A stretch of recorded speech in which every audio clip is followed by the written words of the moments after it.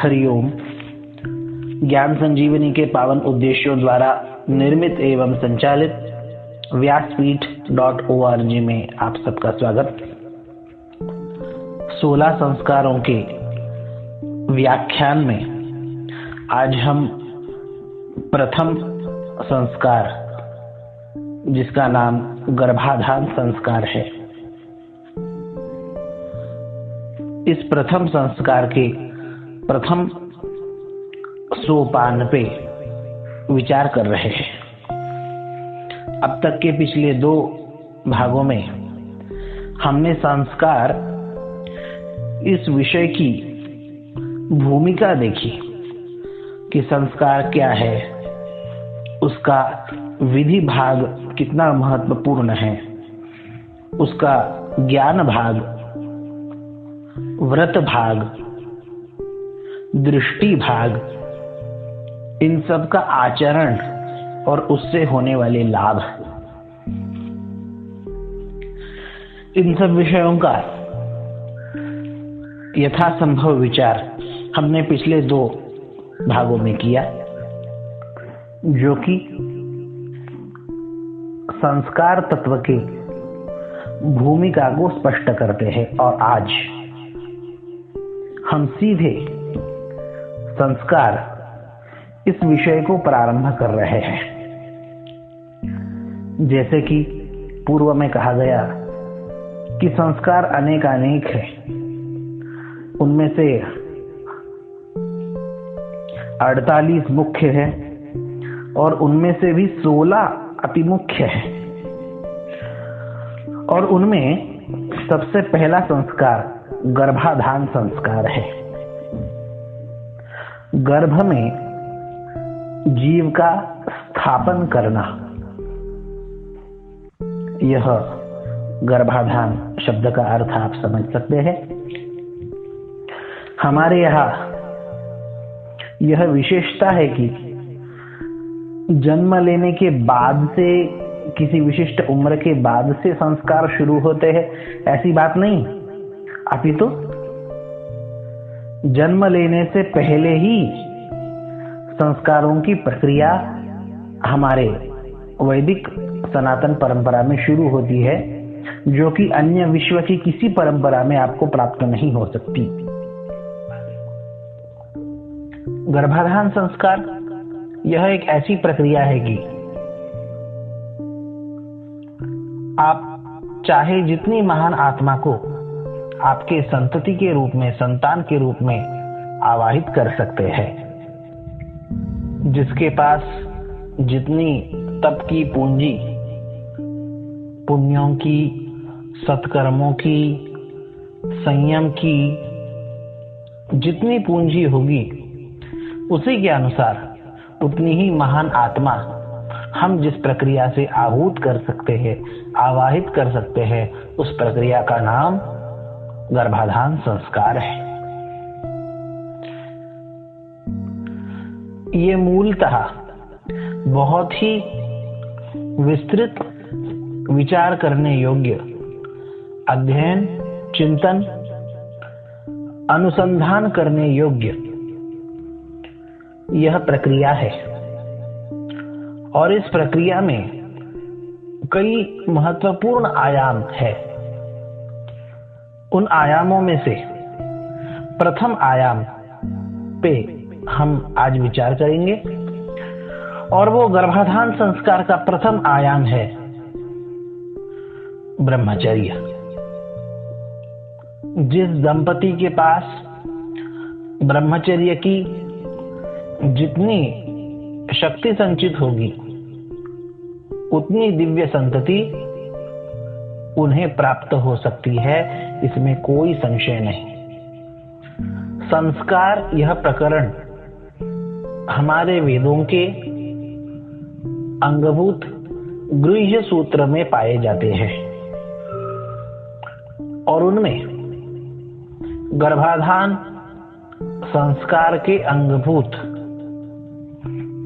ब्रह्मचर्य का आचरण करने का विधान है। अब ये ब्रह्मचर्य कितने समय के लिए हो, इसके बारे में शास्त्रकार कहते हैं कि सकृत संवत्सर, एक संवत्सर अर्थात एक वर्ष का ब्रह्मचर्य आचरण यह उत्तम है। आज के mobile, computer, TV, Hollywood, Bollywood, इन सब के जमाने में यह एक वर्ष की बात किन्हीं को पहाड़ की तरह लग सकती है कि ये तो बहुत कठिन है भाई। तो प्रयत्न पूर्वक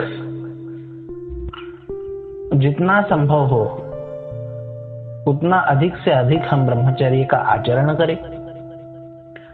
12 महीने संभव न हो तो 11 महीने, 10 महीने, 9 महीने यह उत्तम पक्ष है। साल भर से नीचे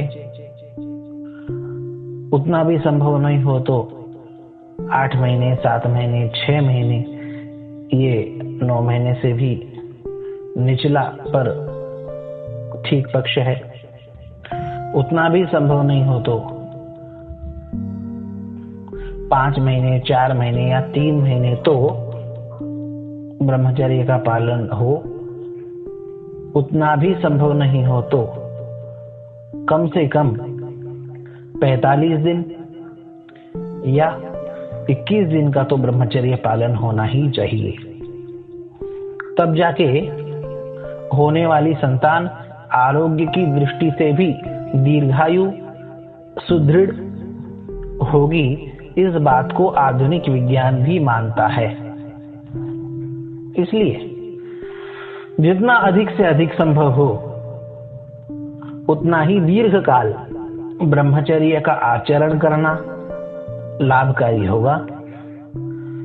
यह अपने शास्त्र की विधि है, इस बात का तो कितने ही प्रांतों में पता ही नहीं। और इस कारण विवाह की रात्रि को ही पति पत्नी का संयोग होता है, जबकि हमारे शास्त्रों को अपेक्षित यह है कि संयम पूर्वक कुछ दिन रहे और उसके पश्चात शुभ मुहूर्त में, सुमुहूर्त में, दिव्य काल में प्रथम संयोग हो। और प्रथम संयोग के अनंतर भी जब भी संतति का संकल्प है तब भी कुछ दिन संयम पूर्वक रह के, जैसे कि अभी उसका काल बताया गया,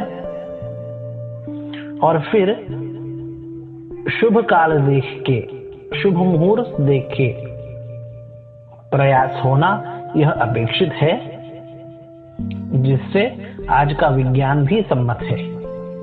जिस प्रकार की ग्रह स्थिति, नक्षत्र स्थिति, अंतरिक्ष स्थिति में संतति का बीजारोपण होता है, उस प्रकार की संतति प्राप्त होती है। इस बात को आधुनिक विज्ञान मानता है, जो कि हमारे ऋषियों ने लाखों वर्ष पूर्व बता के रखा है।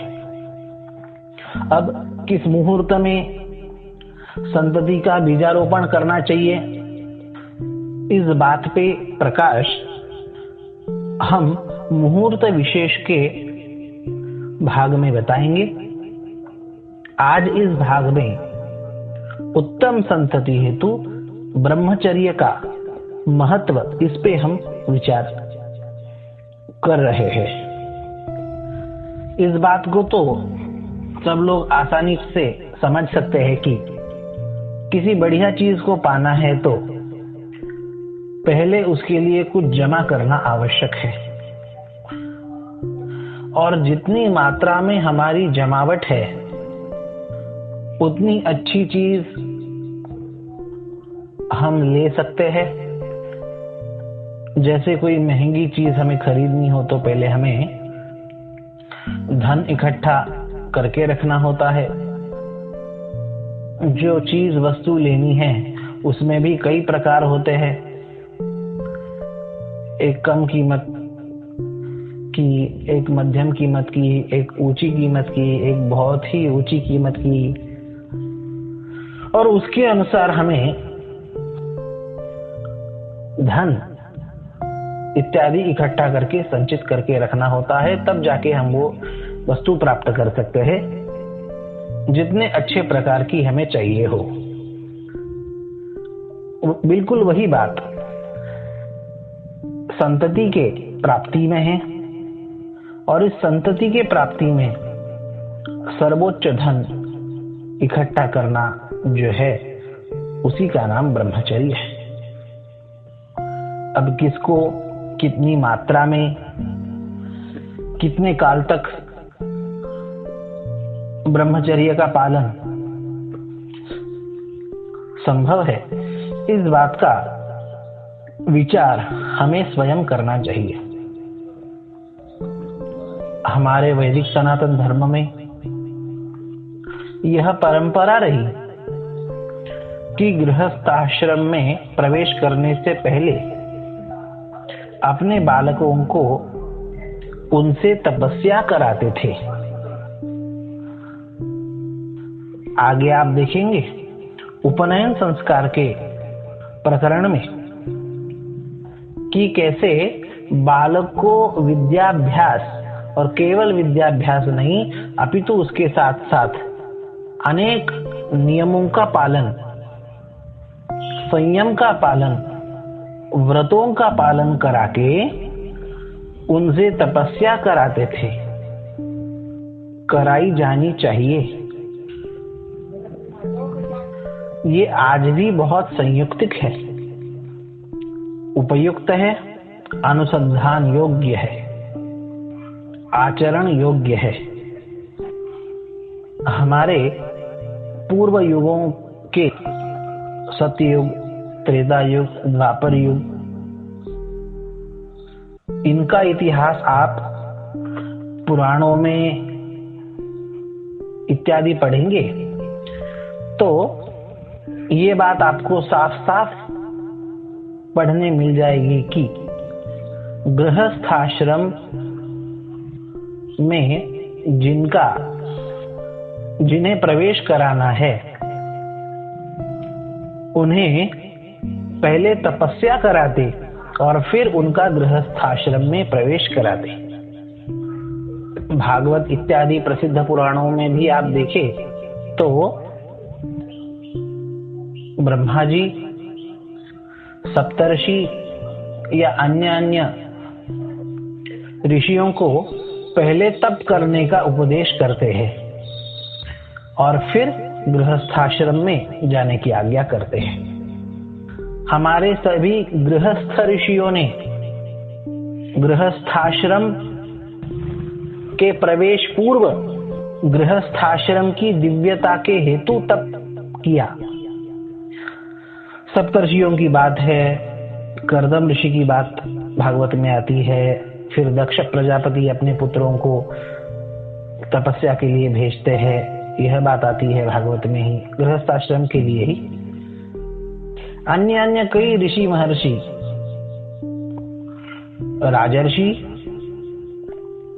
या कोई भी विवेकी जन गृहस्थाश्रम में प्रवेश करने से पहले दिव्य तपस्या करते, जिससे गृहस्थाश्रम सामान्य नहीं अपितु असामान्य हो जाए। और सामान्य चीज को ही तो असामान्य दिव्य बनाने का प्रकल्प, प्रक्रिया, इसी का नाम तो संस्कार है। पाश्चिमात्य जगत में जो प्रसिद्ध कहावत है अंग्रेजी में कि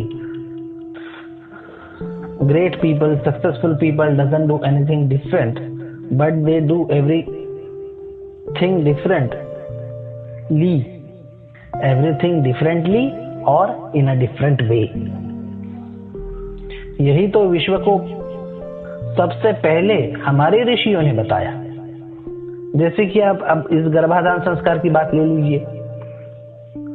संतति होना, संतति बढ़ना, ये एक सामान्य बात है, पर उसी को संयम, संस्कार इत्यादियों के माध्यम से सामान्य लगने वाली चीज को भी दिव्य तरीके से करना हमारे ऋषियों ने हमें सिखाया, संपूर्ण विश्व को सिखाया। हम संयम की बात कर रहे हैं तो उसके लाभ का भी थोड़ा विचार करेंगे। हमारे हिंदी में प्रसिद्ध कहावत है कि सब्र का फल मीठा होता है, और याद रखिए कि संयम ही वह सब्र है जो आपको निश्चित मीठा फल देगा, दूरगामी एवं शाश्वत फल देगा। संयम से प्राप्त होने वाले फल कितने मीठे होते हैं, कितने अच्छे होते हैं, इसके कई उदाहरण प्राचीन समय में मिलेंगे, आधुनिक समय में मिलेंगे,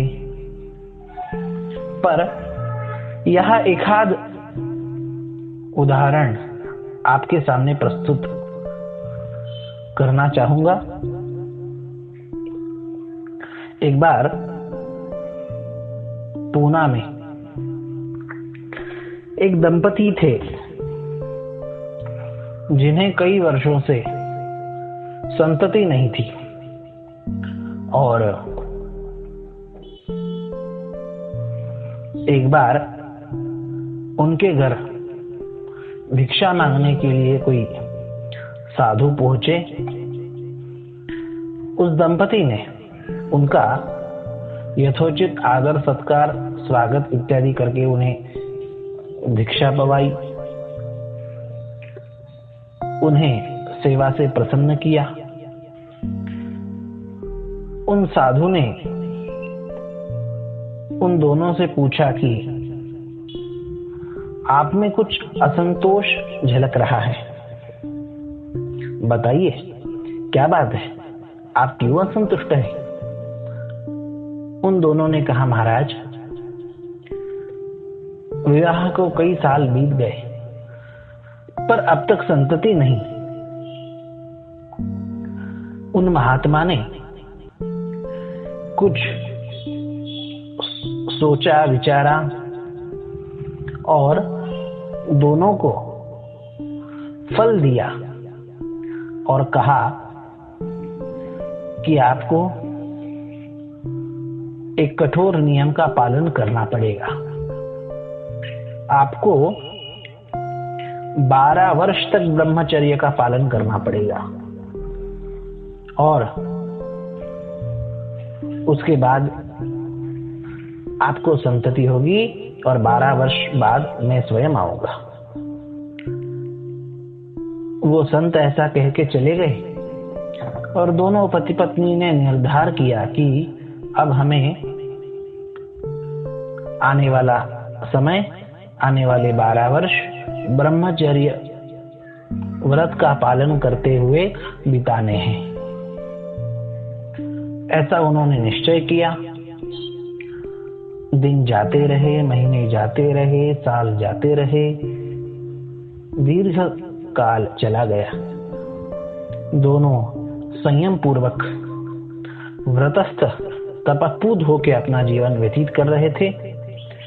धीरे धीरे करके 12 वर्ष पूर्ण हुए और 12 वर्ष बाद, ठीक 12 वर्ष बाद वो साधु व संत फिर से उनके द्वार पे आए और उन्होंने देखा तो 1 साल का छोटा नन्हा बच्चा आंगन में खेल रहा है।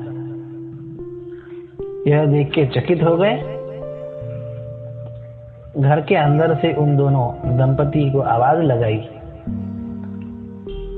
वो दोनों पति पत्नी बाहर आए और उन्हें याद आया कि यह वही साधु महाराज है जिन्होंने हमें फल प्रदान करके, हमें नियम व्रत बता के हमें संतान प्राप्ति का आशीर्वाद दिया। उन दोनों ने प्रसन्नता पूर्वक उन्हें प्रणाम किया, उनका पूजन किया, स्वागत सत्कार करके भिक्षा पवाई। उन साधु महाराज ने पूछा कि ये खेल रहा नन्हा सा साल भर का बालक कौन है? संकोच से वह पति पत्नी बोले, महाराज, यह आपके कृपा से प्राप्त हमारा बालक है। उन संत ने पूछा कि अरे, ठीक 12 वर्ष बाद आया हूं और ये बालक साल भर का है, तो इसका मतलब तुम्हारा 12 वर्ष का नियम पूर्ण हुआ नहीं ब्रह्मचर्य का? दोनों दंपति ने संकोच पूर्वक कहा कि महाराज, आपके बताए अनुसार संयम पूर्वक ब्रह्मचर्य का पालन करते हुए 11 साल हम संयम रख पाए, पर 11 साल बाद हमारे संयम का बांध टूटा और उससे जो संयोग हुआ उसी से यह बालक हुआ है।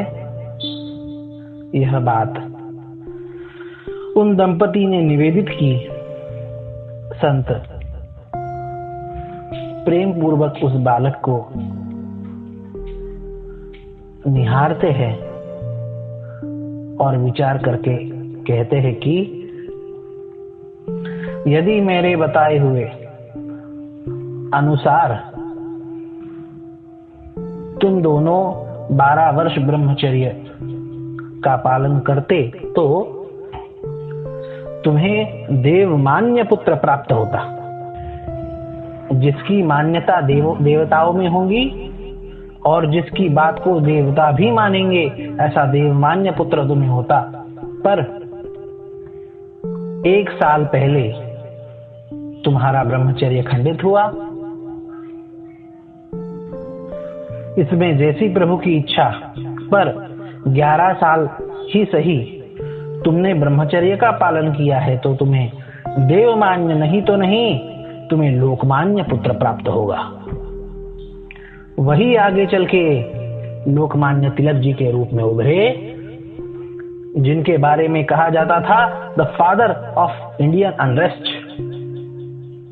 भारतीय असंतोषता के जनक। जब पूरा भारत ठंडा पड़ा हुआ था, हमें हमेशा के लिए अंग्रेजों के ही परतंत्रता में रहना पड़ेगा, दूसरा कोई उपाय नहीं, हम कुछ नहीं कर सकते, इस प्रकार की असंतोषता पूरे भारत में भरी हुई थी। तब भारत के लोगों में उस परतंत्रता के प्रति असंतोष जगा के आसेतु हिमाचल, उत्तर भारत, दक्षिण भारत, पूर्वी भारत, पश्चिमी भारत, इन सब में जागृति फैला के जिन्होंने पूरे देश को यह मंत्र दिया कि स्वराज्य ये हमारा जन्मसिद्ध हक है और हम वो प्राप्त करके रहेंगे, यह विश्वास जिन्होंने पूरे भारत में भरा, संपूर्ण भारत के क्रांतिकारी, स्वतंत्रता सेनानी, जिन्हें अपना आदर्श मान के जिनके निर्देशानुसार कार्य करते थे, वो थे लोकमान्य तिलक, भगत सिंह, सुखदेव, राजगुरु। इन्होंने अपने अंतिम दिनों में लोकमान्य तिलक जी के द्वारा लिखित गीता रहस्य का चिंतन किया और उसी गीता रहस्य को हाथ में रख के हंसी हंसी खुशी खुशी फांसी के फंदे पे चढ़ गए। सुभाष चंद्र बोस जी, स्वतंत्रता वीर सावरकर जी, इतना ही नहीं अपितु महात्मा गांधी भी, जिन्हें अपना गुरु मानते थे और स्वदेशी की प्रेरणा जिनसे महात्मा गांधी ने जस की तस ली, वो लोकमान्य तिलक थे, जिनसे संपूर्ण ब्रिटिश शासन डरता था, जिनकी पत्रकारिता, जिनके लेख संपूर्ण देश के स्वतंत्रता सेनानियों के लिए मंत्र बन गए थे, जिनकी पत्रकारिता समझने के लिए लोग उनकी भाषा का भी अध्ययन करते, पंजाब प्रांत हो या बंगाल प्रांत हो या दाक्षिणात्य प्रांत हो, इन प्रांतों के लोग लोकमान्य तिलक जी के लेखों को, पत्रों को समझने के लिए मराठी तक सीखते थे, जिनसे अंग्रेज सरकार इतनी घबराई थी कि उन्हें भारत में नहीं, मंडाले में भारत से बाहर ले जाके कैद खाने में रखा। पर ऐसी भीषण और दर्दनाक जुल्मनाक स्थिति में भी उस लोकमान्य महापुरुष ने क्या किया? गीता रहस्य जैसा दिव्य अमूल्य रत्न महाग्रंथ लोकमान्य तिलक जी ने मंडाले के जेल में लिखा, जो कि आगे चल के सभी स्वतंत्रता सेनानियों की प्रेरणा वह ग्रंथ बना। महात्मा गांधी जी का गीता प्रेम हो या शहीद भगत सिंह, राजगुरु सुखदेव, इनका हाथ में गीता रहस्य रख के फांसी पे चढ़ना हो, अन्य अनगिनत स्वतंत्रता सेनानियों का गीता प्रेम हो, उन सब के मूल में लोकमान्य तिलक जी की गीता रहस्य कारण है। पर इतना महान ग्रंथ किस परिस्थिति में लिखा? जेल में जुल्म, अन्याय, अत्याचार सहते हुए इतना महान ग्रंथ उत्पन्न हुआ। और भी असंख्य कार्य है लोकमान्य तिलक जी के, जिन्हें दुर्भाग्य से आज का इतिहास भूल चुका है। पर उनके कार्य का तेज क्या था, यह स्वयं अंग्रेजों ने लिख रखा है। आज भी उस समय के इतिहास ग्रंथों का अध्ययन करके हम उस महापुरुष की ऊंचाई समझ सकते हैं। ये सब महानता उन्होंने अर्जित की। इसके मूल में क्या था? इसके मूल में था उनके माता पिता जी का 11 वर्ष का ब्रह्मचर्य का पालन। उस ब्रह्मचर्य की ऊर्जा से इतने महान पुरुष इस धरती पे अवतरित होते हैं। महात्मा गांधी जी ने भी यह लिख रखा है कि उनके उम्र के 28 साल बाद उनका ब्रह्मचर्य कभी खंडित नहीं हुआ। विशाल काम, दिव्य कार्य ऐसे महापुरुषों द्वारा होते हैं।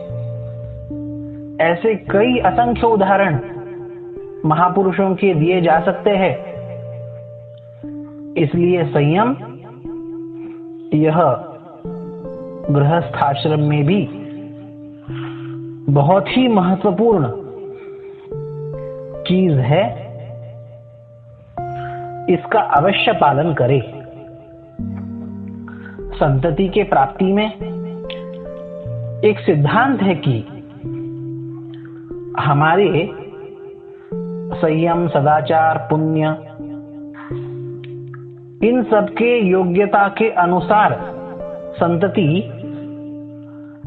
हमें प्राप्त होती है, वह हमारी ओर आकृष्ट होती है। जिस स्तर के माता पिता उस स्तर की संतति। और एक बात कि जीव जन्म लेने से पहले, मनुष्य बनने से पहले वो ये ढूंढता है कि मेरे स्तर के अनुसार मेरे लायक माता पिता कौन है। फिर वो सात्विक जीवात्मा भी ढूंढता है, राजस जीवात्मा भी ढूंढता है, तामस जीवात्मा भी ढूंढता है, अच्छा महान आत्मा भी ढूंढता है, और बुरे से बुरा दुरात्मा, दुष्टात्मा भी यह ढूंढता है कि मेरे लायक गर्भ, कोख, घर, माँ बाप कौन हो सकते हैं। और फिर वह उसके लायक माता पिता के द्वारा उत्पन्न होता है। फिर वो अच्छी संतान हो या बुरी संतान, अच्छी संतान अच्छे सात्विक माता पिताजी को जन्म लेने के लिए चयन करेगी, और बुरी संतान, बुरी दुष्ट दुरात्मा पापात्मा, वो उसके अनुसार माता पिता का चयन वो आत्मा करेगी। इसलिए आवश्यक है कि हम संयमी, पवित्र, सदाचारी बने, जिससे उसी तरह की जीवात्मा हमसे आकृष्ट होके संतति के रूप में हमें प्राप्त हो। कहने का तात्पर्य, संतति प्राप्ति हेतु पहले बताए अनुसार अधिक से अधिक काल तक ब्रह्मचर्य का पालन करें, संयम सदाचार का पालन करें, विवाह के तुरंत बाद या उसी रात्रि को समागम ना हो, और शुभ मुहूर्त देख के दिव्य मंत्रों का उच्चारण जिसमें हो, और नांदी श्राद्धांत कर्म गर्भाधान के अंगभूत हो। अब गर्भाधान के लिए अच्छे मुहूर्त कौन से होते हैं, किस मुहूर्त में गर्भाधान करना चाहिए, ये नांदी श्राद्धांत कर्म क्या है, इन सभी महत्वपूर्ण विषयों का विवेचन हम अगले सत्र में करेंगे। तब तक के लिए छोटा सा विराम। आप सबके लिए बहुत बहुत मंगल कामनाएं। हरि ओम।